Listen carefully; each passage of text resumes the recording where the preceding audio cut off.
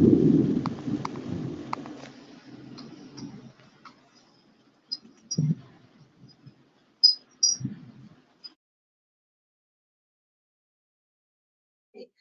evening, everyone. Thank you for joining for today's webinar. I'm your host today. I'm Regina. Can everyone hear me loud and clear? If yes, you can answer the polls. You can click yes. I receive a reply. So I will start off our section today. So I would like to do a disclaimer first. For today's presentation is solely for education purpose only. We do not giving any buy or sell recommendation. If you want to start trading or investing, you may seek advice from a qualified financial advisor after the webinar. So I would like to introduce our company for a while in case you didn't know us. So for our Phillip Futures, we are a wholly owned subsidiary of Phillip Capital Holdings Sdn Bhd, which is incorporated on 7 October 1995. Our headquarters is located in Kuala Lumpur, and we have 7 branches across the Malaysia.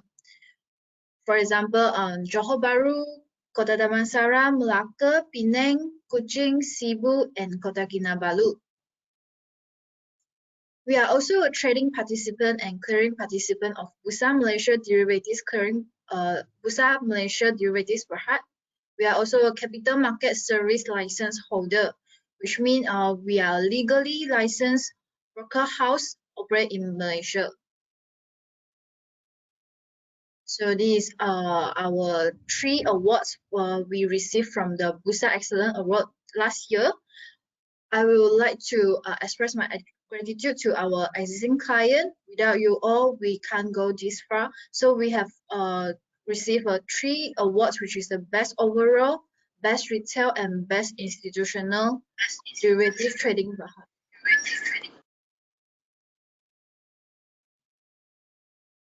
Our mother company, Phillip Capital, it was founded in Singapore, and we have our global network across the world, such as Australia, Singapore, Cambodia, United States, United Kingdom. We have across 7 countries of our Phillip Capital.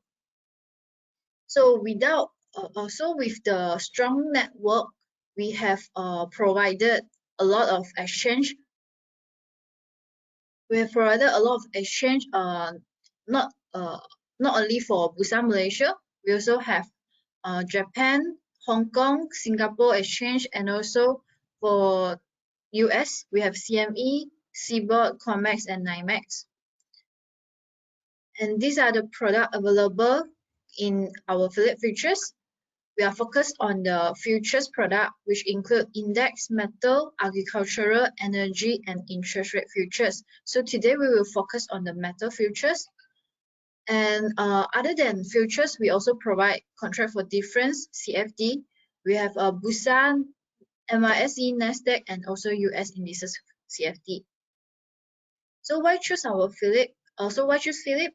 We provide advisory service such as the inquiries. We also provide wide array of products. We have local and foreign products you can choose to trade. And we also are sending the daily commentary to our existing client and latest market news to our client. Other than that, we also provide 24 hours broking and execution support. So if you are trading the foreign products, you do not need to worry about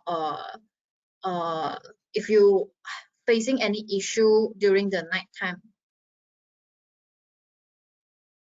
So if you are a beginner, no worries. We also provide one-to-one coaching section and also the seminar webinar. For the online account opening, for the account opening is free also. So you have to deposit for the you have to fund in the deposit to activate your account. So, but for the account opening is free. So if you want to open an account, you can scan the QR code here. I will leave it for 5 seconds. So we are the first futures trading broker provide the online account opening in Malaysia. So you can open an account at the comfort of your home now. So this is our platform, which is called Phillip Nova. This is a very user-friendly platform. You can see in the picture. So it contains a lot of indicators you will need to. So you can scan the QR code below to request a demo account to experience our platform. Okay, so without any further ado, we will start our topic today, the gold futures, Fed versus inflation. Let's welcome our speaker today, Mr. Oliver Lau. He is a senior marketing executive and dealer in Phillip Futures Sdn Bhd. So, Mr. Oliver, you are out.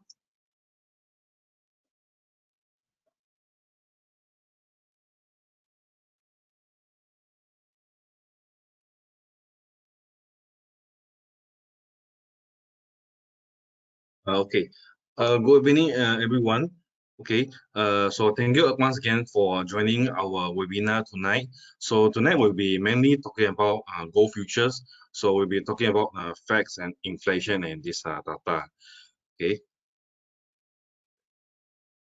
Okay, so today's outline is so first off we will talk about a bit of the Comex goal and a bit of introduction. But today mainly we will still talk about the key data to look when you are actually trading gold and what are the drivers for 2022.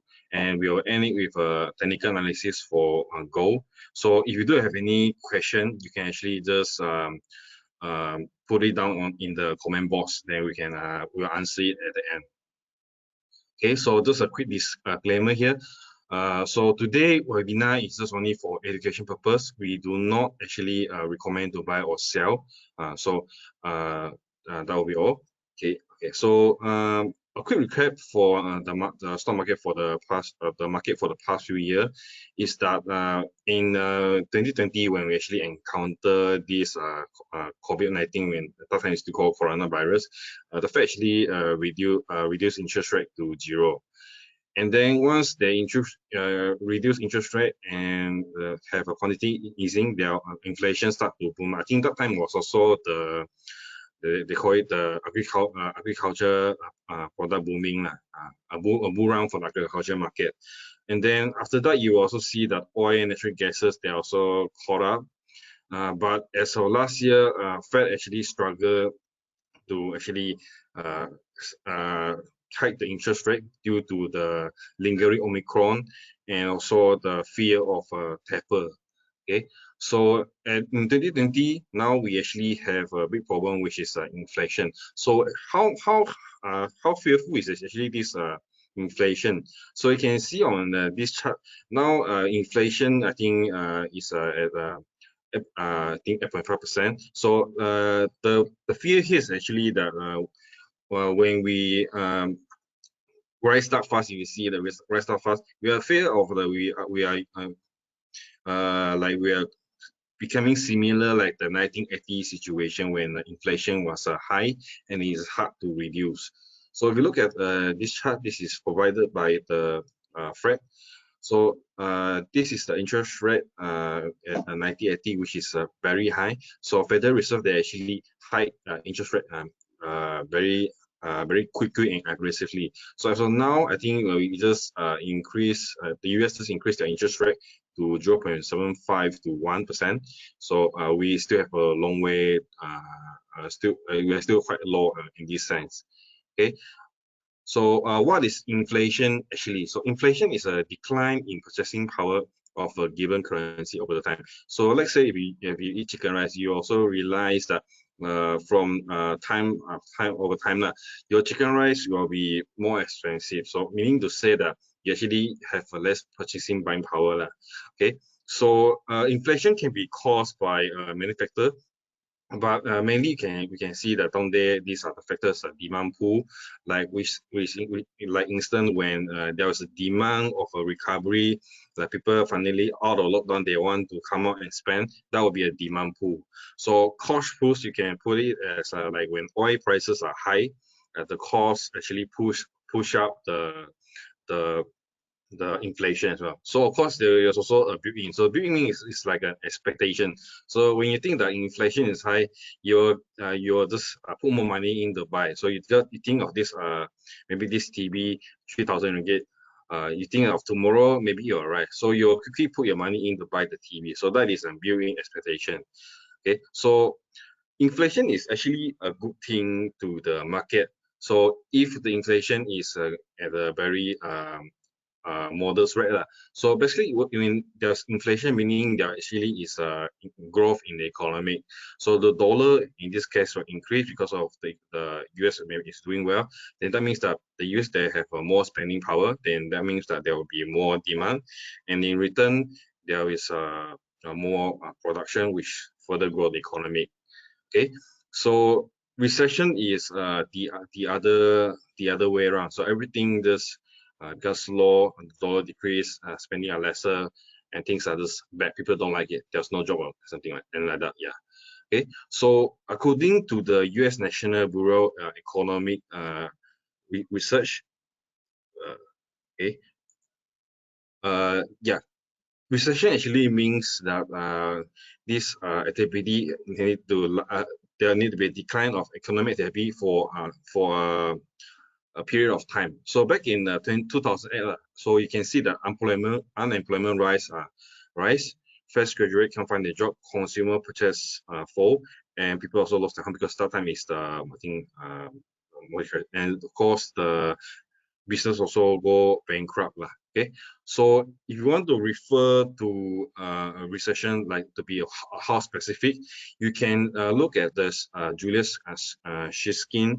He was a commissioner of the Bureau of Statistics in 1974 lah. So here you can see that when there's a decline in the real GDP for 2 consecutive quarters, and there's a 1.5% decline in real GNP. But in this instant, you can actually also use real GDP as well, just for comparison. And you can see that manufacturing was down for 6 months, and non-farm payroll employment reduced 1.5%, and reduction in job more than 75%, and of course unemployment for a rise to a level of 6%. So this figure maybe you can have a look or remember, because at the later stage we will go through more of the data. You can see the comparison here. Okay, but I do want to mention that for this data, people estimation also change from time to time, but we also go through that. Okay, so here I just want to mention that in 2020, after the COVID-19 happened, so I think the Fed and the US government, they all put a stimulus. So for monetary policy, the dollar will of course decrease lah. But anyhow, whether it is a monetary policy or fiscal policy, they will actually increase more spending. And when there's more spending, there will be more demand, and the things will hope to become better. But the thing of when there's this COVID-19, things are all at halt. Okay, so when things are all at halt, even if you have money to spend, you cannot spend. And even if you want to work, you also cannot work. So everything is at a halt. So when Fed actually reduce the interest rate, there's a quantity easing, the government give us this stimulus package, the money in the market was eventually just stuck there. So when the lockdown actually released, so you can see that there's a huge flow of demand coming up. So you can reflect that later in the GDP or the manufacturing there. So in this case, this also caused issue of maybe an expectation as well, and as well as the agriculture side there, they have also a supply issues there. So that's why prices all over are actually high. So this caused the market to overheat. So a very good example for overheating, you can also refer to the 1980 oil crisis as well. So that time oil prices were actually very high. So this caused the market to actually be in inflation, very high inflation time. So market was also fearing of stagflation. So stagflation actually means that the economy is stagnant and there is a high inflation there. Okay, so what does this all mean for gold prices? So you can see lately in this May, you can see that it actually fall quite a lot, and since April. Okay, so if you look at the gold characteristic, you can see that gold is actually a safe haven asset, and because of its scarcity. And also it is the oldest currency because people used to trade using gold. But for inflation and deflation, greed and fear, supply and demand, these things I will talk about later. It does have effect, but the impact may be different from time to time. Okay, so before I move on, I just want to talk about our product, which is a gold futures contract. So we will talk about the contracts back here. So for here, you can actually trade gold if you think there's opportunity. After you hear this webinar, okay. So for Comex gold, it actually represents 100 ounce of gold, and then for mini gold, it is actually 50 troughs. So troughs actually means that the measurement is just a bit different. So 1 ounce is actually equal to, I think, 1.09 troys. Okay, so with E-micro, it's actually the 10 times smaller of the Comex gold size. Okay, so for value per tick, Comex gold is 0.1 equal to USD $10. So that means that if the gold prices now is 1,800, so if it fall by one tick, it will become 1,799.90 cents. And if you actually short it, you will earn actually a $10. Okay, so for the margin, it is actually USD 7,920, and you can actually trade micro gold, which is 10 times smaller. So for mini gold, it is actually somewhere in between. But I think if you have if you want to trade, I think you can either trade this gold and E-micro. Because it is more convenient by the value per tick. Okay. For the time, it is from 6 a.m. to 5 a.m. based on the if it's a daylight saving. Okay, so for the 6 a.m. to 5 a.m., what does it mean? It means that it actually run 23 hours. So let's say it is for example, if it's yesterday, so 12th on the yesterday 12th of May, 6 a.m. the market will open, and then it will close until today's 5 a.m. in the early morning. Okay, so that is the range. Okay, so active month for gold is February, April, June, August, and December. So there is not any October here. Okay, so basically when the month for February end, you can actually go and track for April contract. Okay. Okay, so what are the advantages of trading gold futures? For here, we will use an example for this SPDR gold ETF. It is a very popular ETF here, but we will just use it as a comparison. Okay, so for the comparison, this SPDR gold ETF, you can see that the average volume for it is actually 30 million. But if you count by ounce, right, one day they only transact about 1.3 million because one SPDR equal to, I think, 1 out of 10, okay, of gold. So that means to say the volume will be 1.3 million ounce per day. But if you look at Comex gold, the volume is 100K more. This is I think the last week figure, which is the minimum. So that means that the volume can go higher than this. Okay, so basically, if you times by the ounce, if you refer to the margin list now for this Comex gold, it actually represent 100 ounce. So you time another 100 is equal to 10 million. So for Comex micro and mini, the volume for one day is about 40,000. So if you time per ounce, you come 410. So from this perspective, you can see that the Comex gold is very liquid and a lot of people is actually trading it. Okay, so another advantage of it is that this SPDR, sorry, I lost P there. So this SPDR Gold ETF, it has actually an annual tracking error of 0.393%, because if you pay for this ETF, normally you will need to pay the management fees like that. Okay, so you also can trade this micro E-mini gold futures, because it is actually 10 times smaller and is much more better to manage. Okay, so for gold futures, right, we actually have actually a leverage product. So leverage product can be a double-edged sword. So to put an example here, that if you look at this Comex gold futures, we are using example of 8,000. Why is this? This is because the margin of the Comex gold is 7,920. So if you round up to 8,000, right, and you compare it with the same value for this SPDR gold ETF, you'll find out the amount of gold they only have for SPDR is only 4.4 ounce, and the Comex gold future is 100 ounce. Okay, so you just divide 8,000 by assuming the price is 180 lah. I think now the price should be around 171 lah. So if you divide by 180, you get about 4.44 lah. So if the value moves by 10, so this SPDR ETF, where you'll actually earn or lose 44.44. But for Comex Gold, you can directly earn $1,000. So the return here is very obvious. For this Comex Gold future, you can actually earn 4.5% or lose it. So for micro, if you think this Comex Gold future is too big, you can also trade using $800.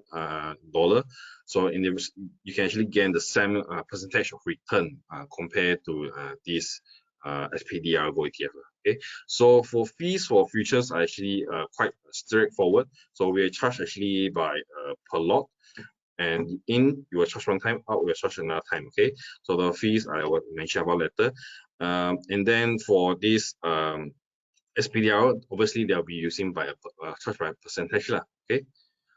Okay, so moving on, let's see there's the comparison for gold between other products. So for instance, for this S&P 500, this is kind of interesting. So before 2016, you can see that gold and S&P 500, they move in actually an inverse relation here.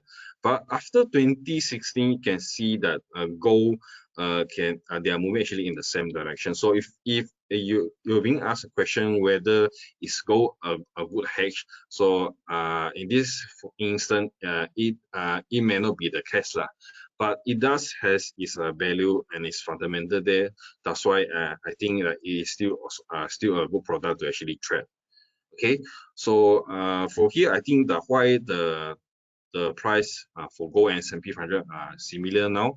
Half of it is because I think that the gold is actually just losing its diversification benefit here. So like for instance, if people now I think have a Bitcoin, so people will move onto the Bitcoin to diversify and also find other financial tools. So that's why the gold and the S&P 500, they are actually moving in a much more similar direction now.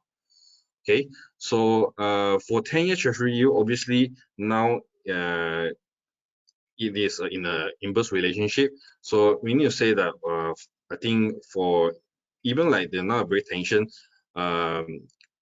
this 10-year Treasury yield actually move higher. So we'll continue to take this as for a reference in the later slide. But now as you can see, this 10-year Treasury yield actually benefit from the hike of interest rate, and then so we are actually moving in the inverse relationship now. Okay, so for gold to dollar, you can see this is also an inverse relationship here. We will talk more about gold, but gold generally, why is it inverse is because that if you have a much more the value of the dollar, if it's much more lesser, you actually have more buying power to actually buy the gold. Okay. Okay, so before we move into the key data we want to track gold, I just want to mention here that we need to actually first and foremost understand what is the Federal Reserve role, since we have been hearing a lot about the interest rate hike and tightening of this. So the Federal Reserve role here is actually just to stabilize price and to reach maximum employment. So this is the two goals that they will prioritize it. Okay, so looking down here at the federal economic projection, we just look at the changes here. So from previous December to March, you can see that the federal, they are expecting the GDP to fall, but it still remain at a positive 2.8%. And for core PCE and PCE, these inflation prices, I think they actually increased the forecast, meaning to say that they're expecting inflation to continue to be high. So unemployment, there's no changes, it's remain at 3.5%. So you can actually get this in the minutes, but this projection, it will only be coming out after the meeting, and also after the, I think on March, June, September, and December. Okay, so I will let you show more about this the minutes later. Okay, but generally this is the projection for Fed lah. Okay, so to understand the key data, I think the important thing that you need to know is the US labor market. How does the labor market actually play out? Okay, so same as a lot of product, we will look at the supply and demand. So for the supply side, for the labor market, normally will be the employees, and for the demand will be the employers that which actually hire the labor. Okay, so demand can be impacted by a lot of things. So the demand can be impacted by the demand output. So if there's increase the demand of people wanting to buy Apple, so this will create opportunity for people the people to actually workers that actually work in the Apple farm. Okay, of course, government regulation also do affect, like the increase wages. This one the employers will actually have less power to actually hire more, so the demand will decrease. So a number of companies also affect. So if there's more companies in the market, generally there will be a bit more jobs.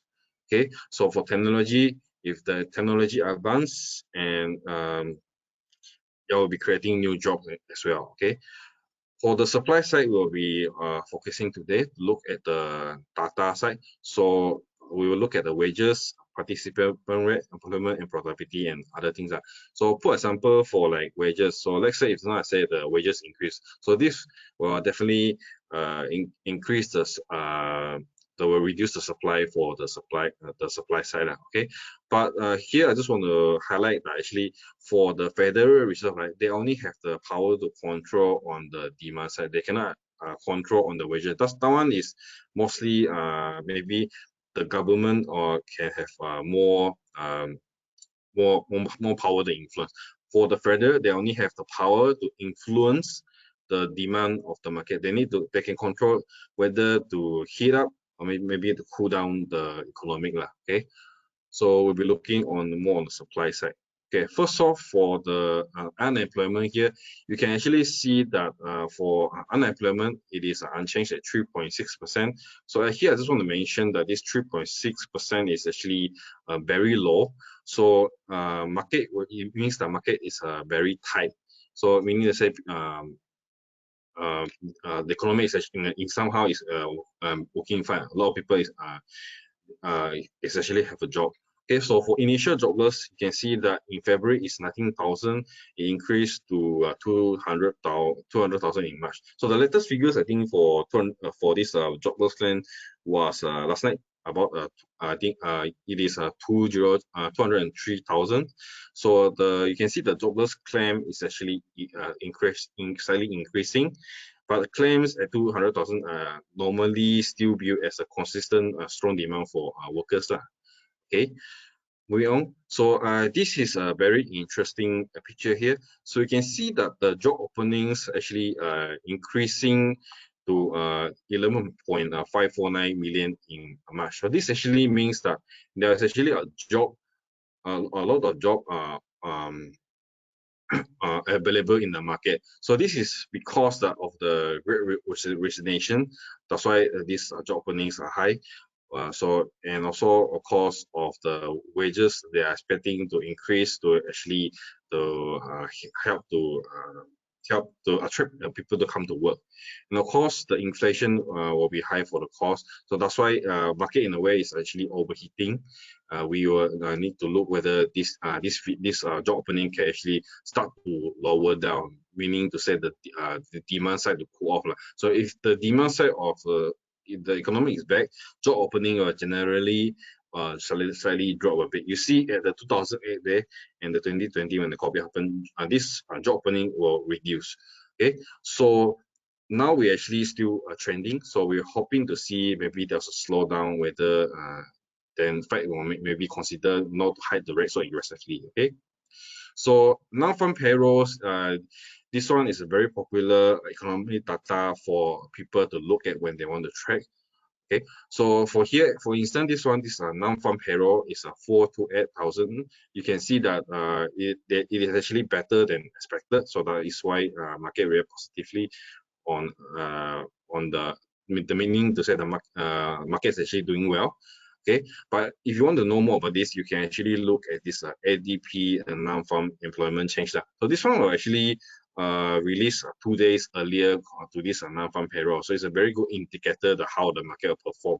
So, but you can see for both these two, even though it is still growing, that they increased 428 and they increased 247, but the trend will be reducing now. Okay, so looking at wages and participant rate, wages actually still grow. So people still consider this as wages, or is still hot at the moment. People will still increase wages to hire people. So you can see that back in the 2020 or 2021 day, there's a peak of this increase of these wages at the rest occur there. So now we would like to see this average growth actually slow down, and of course the labor participant also you can see that it did fall, but this this trend increase is generally because I think what the market fear now is actually the retirees may come back to join the workforce because of the cost of living. So participant rate will still need to see can it further drop further. Okay. Okay, so this is a potential non-farm payroll level when normally it will be released. Later I'll show you the date, but I think it released last Friday. So this was the result. So generally speaking, we can look at the wages and the payroll here. So unemployment, we all know that this unemployment normally will stay quite low. So we'll look first at the wages and this job payroll. Okay, so if the payroll here is a very have a very good number, meaning to say the market will be is performing very good. So okay, so if wages increase as well, meaning to say also market is very doing very well. So that means the Fed will need to increase the interest rate to cool off the economy. So for gold, this means actually it is strongly bearish lah. So you can see the opposite of it. It is strongly bullish because the gold the Fed won't actually increase the interest rate. So you can play out this kind of table. And for me, in this instance, I would personally like to put the left bottom side as a slightly bearish, and of course the right upper side also slightly bearish, because generally market now, we all know that Fed want to hike interest rate very aggressively. So when you see that non-farm payroll here actually is better than expected, it is considered slightly bearish at the left hand side bottom, but for the average hour earnings, it actually reduced, so it didn't meet expectation, it was lower. So in this instance, you can see that it is on the result will be here. So the how market react is actually it went down. But I just want to mention here that for economic data, when economic data, important economic data release for this gold product, it actually have a very volatile movement. Okay, so this is a 15 minutes. So you can see that within this 30-minute market actually have a big changes here. Okay, so for trader, for scalper, this is definitely a good chance for you to trade. But if you're a swing trader, you will try to avoid this to enter the market because it may mislead your direction. Okay. Okay, so this is the time for the labor market release. You can actually find it at the US Bureau of Labor Statistics there. So the next one coming out will be on the 3rd of June. Okay. Okay, so let's talk about inflation data. So if we talk about inflation data, right, normally the Fed preference will be actually a PCE. But for instance, I think both are actually important because the difference here is just only the weightage may be different. Like some of them maybe think that the food have a more weightage, and another one, so there may be a difference here. Okay, but generally you can see from this both chart, this price is actually rising very quickly. Okay, so for the consumer price that released, I think on Wednesday, it actually remained quite high at 8.3%. So it did drop, but it is still at a very high price. That's why the gold prices eventually when it released, it is still a drop because it is still higher than expectation. So when the prices are high, Fed will tend to high interest rate. That's why the price drop anyhow. Okay.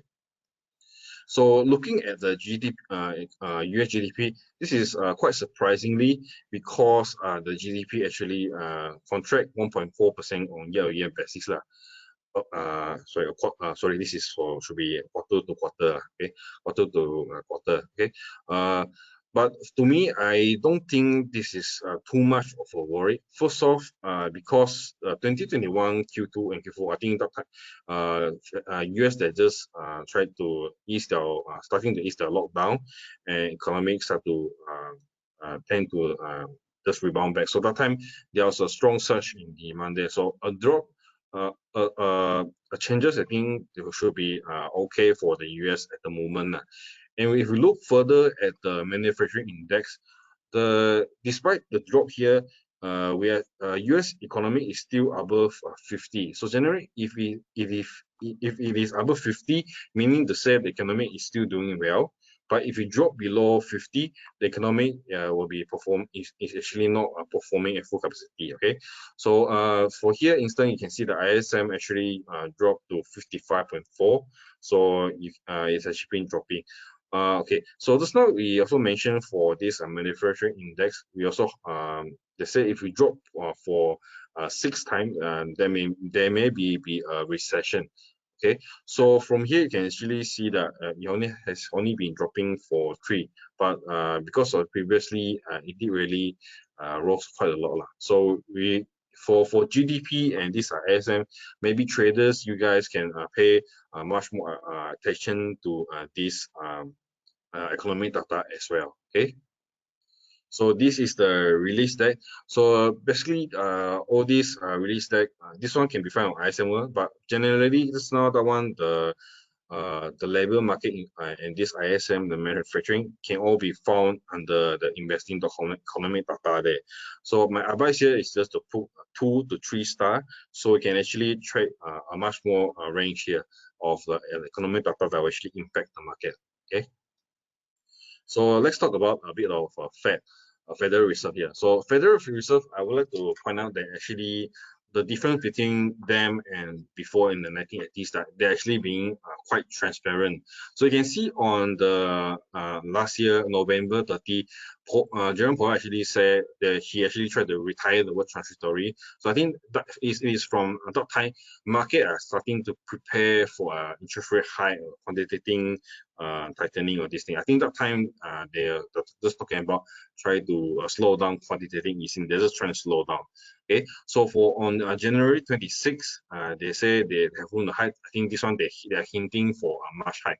So and eventually when March hike 25%, people was of course they are expecting that anyway. So for April, I think April Powell also said that 50 basis point will be on the table. Eventually, now we you can see that the letter of show 1-2 weeks the CME watch to market actually expect 50 basis point at that time. So for now, after they just hike the interest rate to 0.75, Jerome Powell actually said in this MNI interview that they actually declined to take another 75 basis point because they think 75 basis point may be too aggressive at some point. So we'll continue to see how this Federal Reserve talk in the market. But let's say if they don't increase 0.75, okay, but before that, just let me talk about this. So this is the FOMC meeting, the schedule. So for 2022, we actually have 8 federal meetings. So these are the dates. So the next one will be on June 14 to 15. So the start day, you can actually see that one is the meeting that have this economic projection. There has been more data. Okay, so for the past 3 meetings, you can see that they actually increased 75 basis point already. So if let's say that the Federal Reserve, they don't increase 75 basis point, if we have this remaining 5, we see that this year they may increase another 250 basis point, meaning to say that the rate will be 3.25 to 3.5%. So economic intelligence units, they're expecting a hike to 2.9%. So let's see how the market react. So if you want to know that how the market actually expect the Federal Reserve to hike, you can actually go to try to just Google search this CME Fed Watch tool. You can see that I think this one I took this picture I think just I think last week or something like that. So you can see that at that time after they hike the interest rate. So for the upcoming June meeting, market are expecting them to actually hike the interest rate to 1.5%, and for December to 3. This one is quite diverse. They're still making decision, but at that time it was 3% to 3.25 But this is I took it. This one I took it this afternoon. So you can see that the expectation they actually are starting to slow down to actually 1.25% now. So for December, they're also expecting the market is expecting more people to trade for at least 2 points. The Fed to increase the rate to 2.75% to 3% here. Okay, so this is an important tool for you to actually understand the market if you want to know more. Okay, so this is the one of the meetings for normally come out at the quarterly. So you can see here that if the Federal want to increase the interest rate, they normally is by voting. So other than Jerome Powell, you can also look at other committee members. But as for March, right, basically they are expecting the median to be around 2%, and for 2022 the median will be around 3%. Okay, so for FOMC member, they were also quite transparent. People were also paying a lot of attention.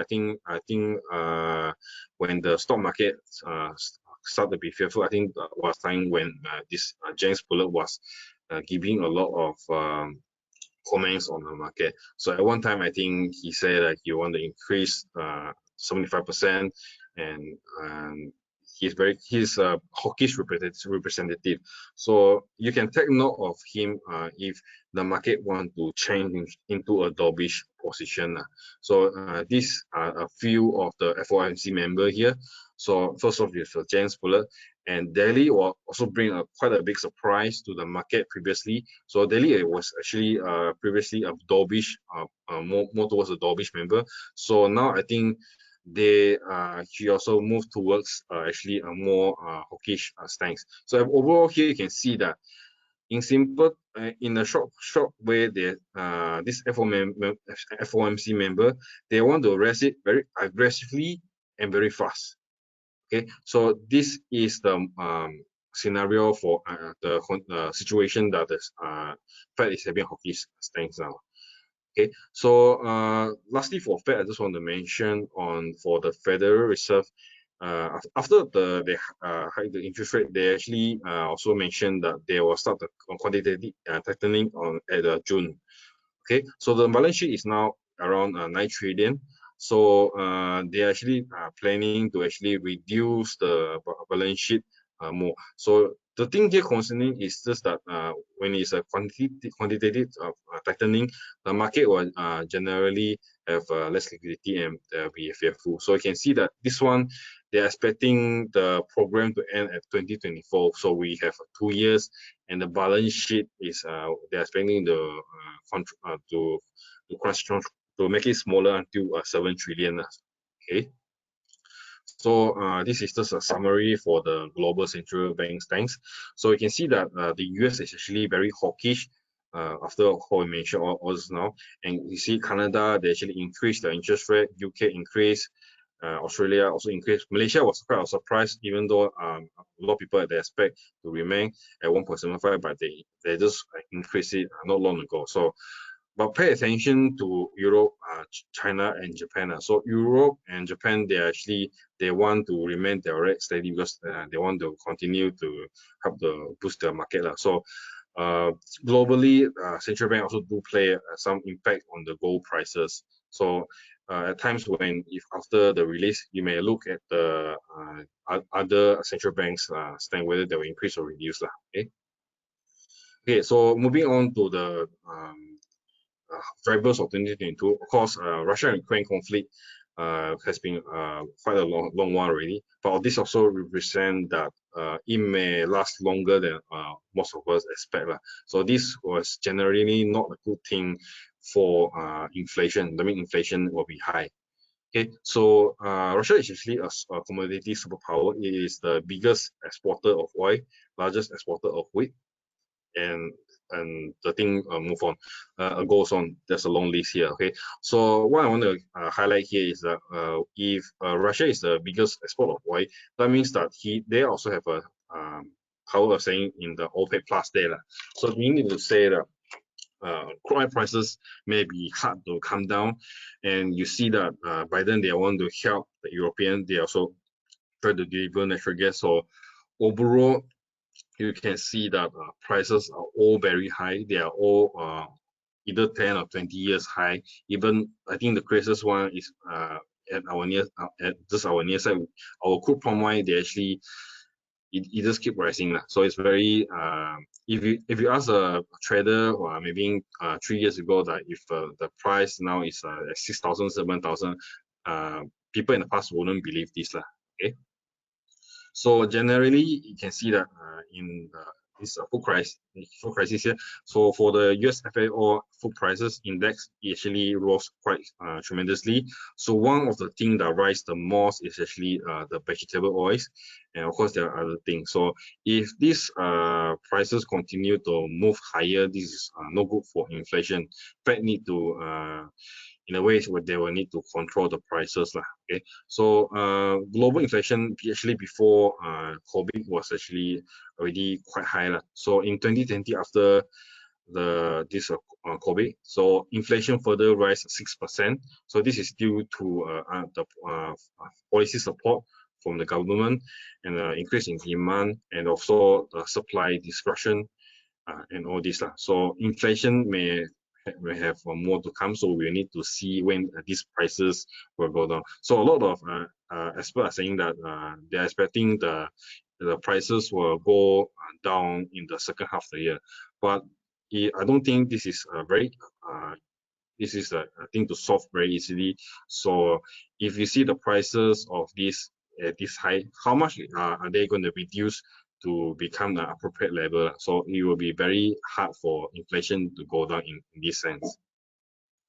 Okay, other than that, I just want to mention of the China COVID-19 tourism policy. So China now is actually in a lockdown, partially or a lockdown situation. So what it means for the global economy is mean that this increase the risk of recession or global recession or a global slowdown, because China is the biggest manufacturing in the world. So you see that if you're China, they locked down China. A lot of US company in a way was also affected, like the Tesla and the Apple company. They were all affected. So you can see in this chart here, actually the number was actually down, move past the April this peak here, but because there are still a big number, the government are actually very reluctant to ease the lockdown. Part of it because you can say that maybe their vaccination may not be as strong as other, and their immunity is also as low because China have a their COVID number are not high, so their tolerance may not high. In a way, they just don't want to increase the death rate in China, so that's why they have been locking down. So we all hope that this lockdown can end earlier as possible. Okay, but if it doesn't, if we continue to lock down, in a way, it actually does affect the China GDP and the China manufacturing here. So in this instance, China GDP for the actually still was better. It still rise. Expanded 4.8% for the first quarter, but there was a sign of the outlook risk. So in this instance, China actually cut the rate to support the economy. So this is the China cash reserve that actually lower another 25 basis to 11.25 here.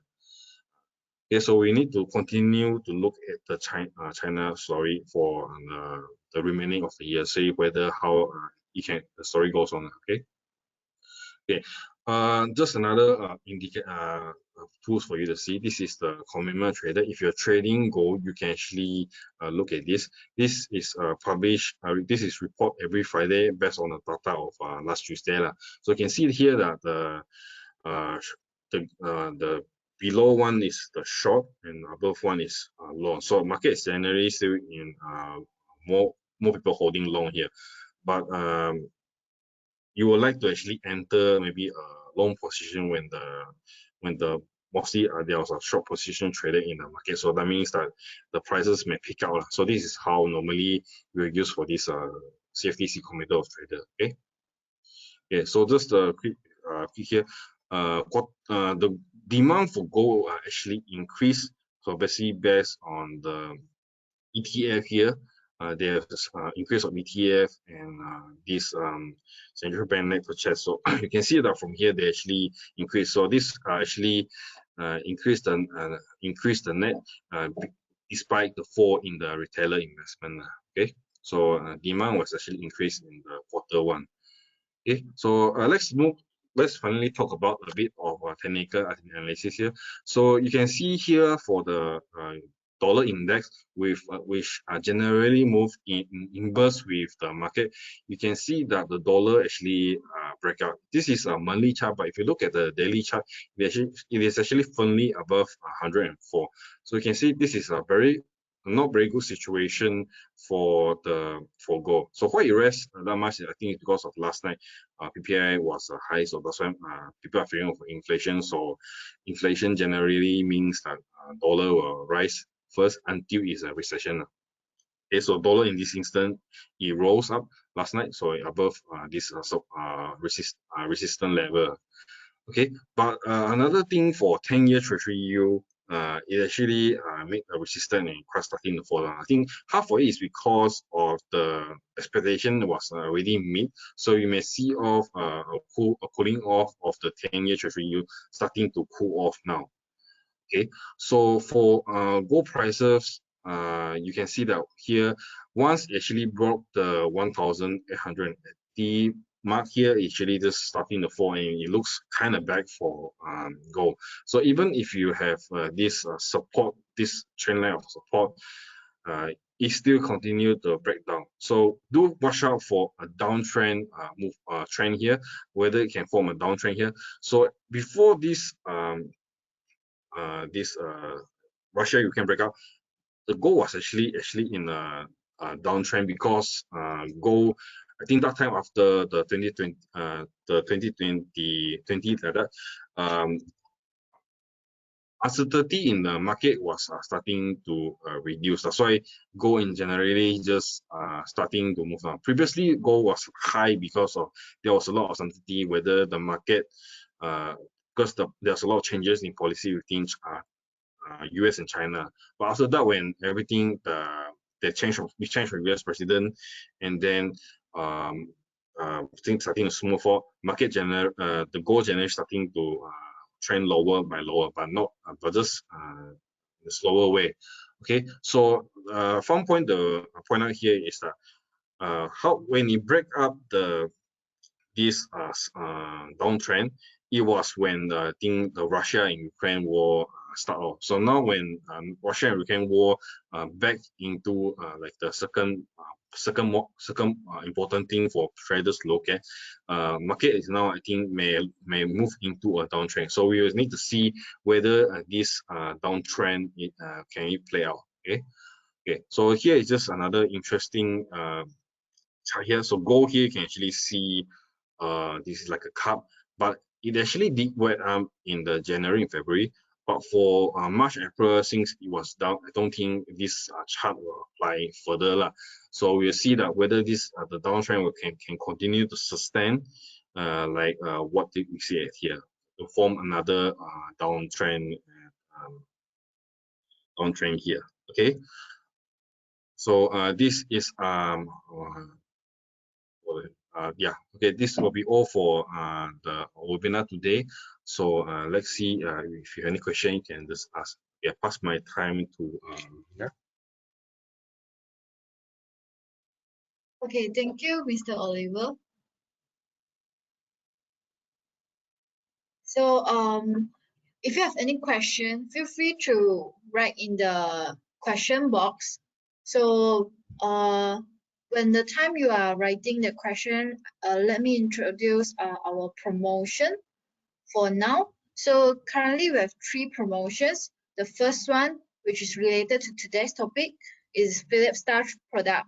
If you are trading these 3 products, the micro crude oil, micro gold, or China F50 index, you can just start trading with USD3 commission when you fulfill the terms and conditions. So this promotion is for whole year. If you are interested, you can contact our marketing representative after the webinar. And second promotion is trade micro US indices silver US Treasury at USD 2.5. So this promotion is from May to July. And the last promotion I would like to introduce is Awesome Reward. You can now trade futures and win cash reward and Foodpanda voucher. And this promotion period is from March to May. And the product focus is for local product, which is the FKLI and FCPO. Okay, so if you are interested, you can go to our website to see or scan the QR code to register for the promotion. So let's see if we have any question.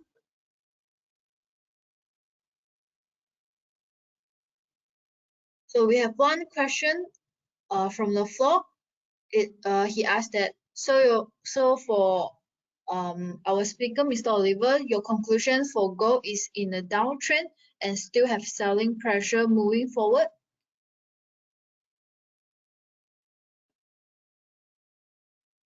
Okay, thank you, Regina here. So yes, Alauddin Aziz, thank you for the question here. Okay, so for gold, personally, I think it has, okay, basically it has been in a downtrend after I think for April and May. So now I think it further broke the support, further go down. So what is driving it is definitely the Federal Reserve hiking interest rate. So market are expecting the Federal Reserve to be further aggressive. So this will mean that the dollar will continue to, 10-year Treasury will remain high because of this interest rate. They'll hike the interest rate to around 2 or 3%. And for inflation, if they stay high, this means that the dollar will be high. So both of these are not good for gold. So gold may have a potential to fall, but as we all know that the gold has already dropped a lot. So do watch out if you want to enter. Maybe you can watch out if they have it will actually retrace back. Okay, so we'll see whether it can form a downtrend further like what I mentioned in the chart just now. Okay. Okay, thank you. So due to the time is limited, yeah, we have another question from the floor is not related to the topic, but he asked that but this section is no giving any Foodpanda voucher. For yesterday is yes. Okay, so due to the time constraint, if you have any question, you can just reach our email or Facebook. Okay, so you can just search our name, Phillip Futures Sdn Bhd, in Facebook, LinkedIn, YouTube, or Instagram or Telegram to contact us. And you can directly contact us through our email. Actually, we are from the Johor Bahru, so you can call us or just email to us. Okay, so thank you everyone for joining today's webinar. Hope you are enjoying today. Good night everyone, and thank you for joining.